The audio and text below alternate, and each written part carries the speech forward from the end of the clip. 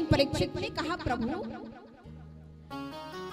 मैंने सुना है कि भगवान ऊंची बिरादरी वाले को मिलते होंगे।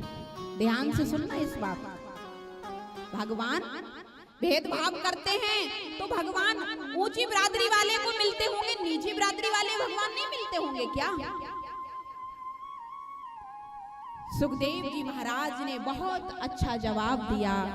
कहने लगे, राजन, हाँ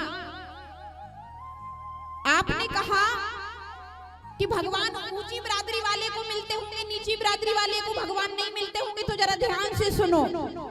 का जाति विदुरस्य यादव पतेहे, दासी का पुत्र विदुर, दासी का पुत्र विदुर। विदुर जी महाराज दासी के पुत्र थे। दासी को जानते हो, घर में काम करने वाली, दासी के पुत्र विदुर। परीक्षित ने कहा कि ये बात तो समझ में नहीं आई प्रभु, आप तो बार बार यही बोल रहे, दासी के पुत्र विदुर को भगवान मिले, जरा विस्तार से बताओ कैसे मिले। तो सुखदेव जी महाराज कहते हैं, राजन जरा ध्यान से सुनो।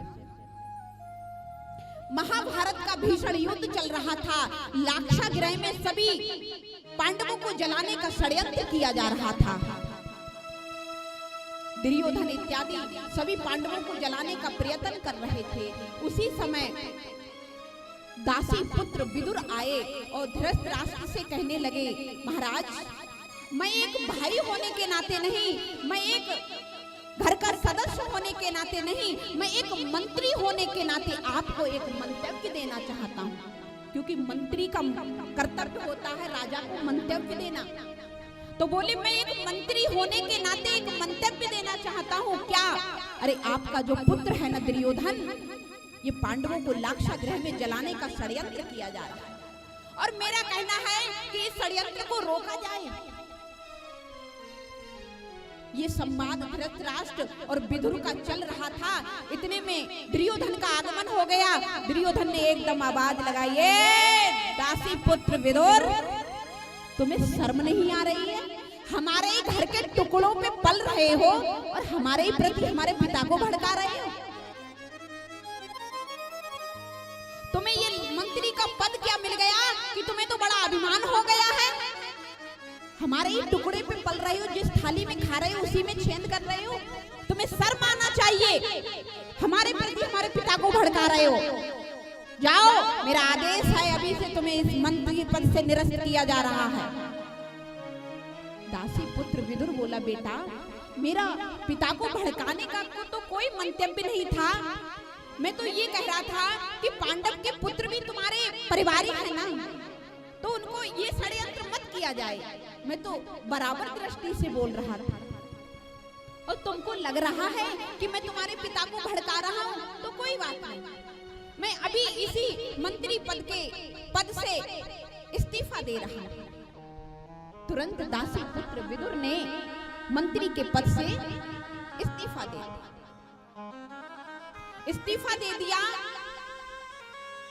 और जाकर के अपनी पत्नी विदुरानी से बोले, देवी हाँ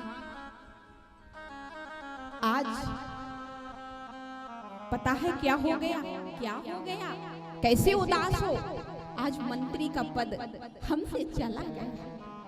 अब हम कचहरी में, अब राजा के यहाँ हम नहीं जाएंगे, भैया धृतराष्ट्र के पास जाके अब कोई मंतव्य नहीं देंगे, क्योंकि अब हमारा मंत्री का पद चला गया।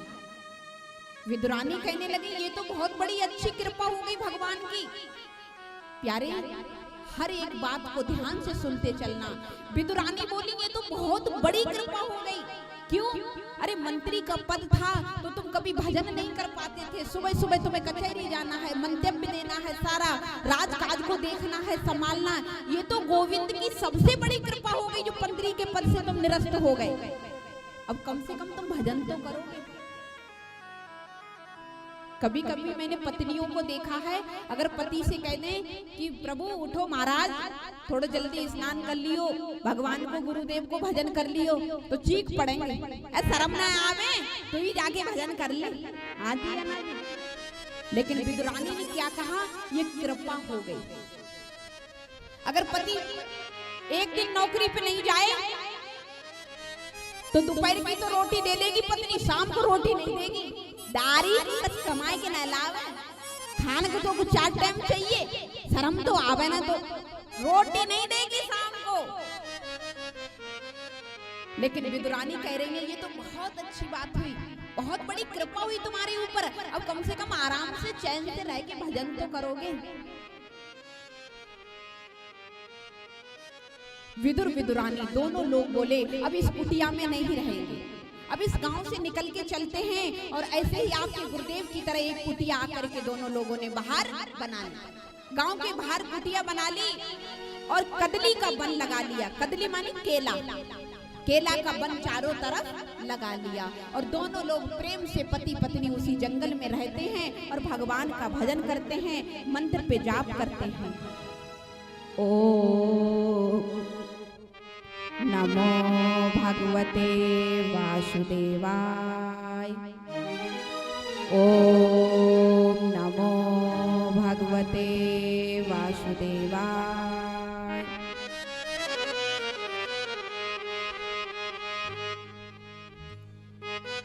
इसी मंत्र का जाप चल रहा है। द्वारकाधीश भगवान को पता चला, द्वारकाधीश भगवान के पास संदेश गया कि पांडवों को कुछ नहीं दिया जा रहा है और महाभारत का युद्ध होने जा रहा है। महाभारत का युद्ध रोकने के लिए मेरे कृष्ण कन्हैया, मेरा गोविंद शांति दूत बन के आया और शांति दूत बनकर जैसे ही हस्तिनापुर में प्रवेश किया, हस्तिनापुर में प्रवेश कर रहे हैं। दुर्योधन को पता है कि भगवान आने वाला है, केशव आने वाला है। एकदम सभी हस्तिनापुर को सजा दिया है, सभी नर नारियां फूलों की माला लिए खड़ी हुई हैं कि केशव आने वाला है। लाखों नर नारी आरती का थाल लिए खड़े हैं। जरा उस दृष्टि को डालिए, लाखों छत पे खड़े हैं, नीचे खड़े हैं, फूलों की सेज सड़क सड़क बिछा दी है। केशव आने वाला है शांति दूत बनकर। एक दिन विदुर जी गांव में गए तो विदुर जी को पता चला कि कल कृष्ण कन्हैया केशव द्वारकाधीश भगवान शांति दूत बनकर के आ रहा है। आकर के विदुरानी से कहा, जानती हो क्या? अरे गोविंद आने वाला है। गोविंद? हाँ, कहाँ? बोले हस्तिनापुर में शांति दूत बन के आ रहा है। तो विदुरानी कहने लगी, आएंगे तो इसमें क्या? अरे इसमें लाखों नर नारियों की भीड़ में हमको कौन देखेगा? अच्छा, गरीब को और कोई नहीं देखता है। जब टोटा आ जाए, गरीबी आ जाए, फिर गरीब की तरफ किसी की दृष्टि नहीं जाती है। और जहाँ एकदम अमीर हो, चाहे कितने भी कोने में जाके बैठे, सबकी दृष्टि वहीं जाएगी। तो बोले हमको कौन पूछेगा? ना हमारा घर है ना कुछ है, और वहां लाखों की नर नारियां, हमारे ऊपर कोई दृष्टि नहीं डालेगा। अब मंत्री का पद अब तुमसे रहा नहीं। मंत्री का पद होता तो तुम सबसे आगे खड़े होते स्वागत के लिए, तो तुम्हारे बहाने हम भी पहुंच जाते। तो विदुर कहने लगे, कोई बात नहीं, हमको भगवान नहीं देख सकते हैं तो कोई बात नहीं, कम से कम हम तो भगवान को देख लेंगे। विदुरानी बोली, ठीक है। कल जैसे ही सभा में प्रस्थान हुआ कि एकदम जैसे ही रथ को देखा गोविंद के कि विदुर एक दीवार से सर लगे खड़े हैं और टकटकी बांध के देख रहे हैं। कई लोग फूल बरसा रहे हैं, कोई अगरबत्ती लगा रहा है, कोई धूपबत्ती लगा रहा है, कोई आरती उतार रहा है। सभी लोग स्वागत में खड़े हैं, लेकिन विदुरानी दीवार से सर लगा के खड़े हुए। एकदम मेरे गोविंद ने लाखों नर नारियां जो आरती का थाल लिए हुए हैं, अगरबत्ती लिए हुए हैं, दीपक फूलों की माला, उनको नहीं देखा। जिसकी केवल दृष्टि भगवान पर लगी हुई है, एकदम विदुर और विदुरानी पर नजर पड़ गई। जब विदुर और विदुरानी पर नजर पड़ गई तो विदुर का मयूर रूपी मोहर मन का नाचने लगा। अरे विदुरानी, देखो देखो, भगवान तो घर के लोगों को देख रहा है, देखो इसने लाखों नर नारियों को नहीं देखा और अपनी तरफ नजर डाल के देख रहा है।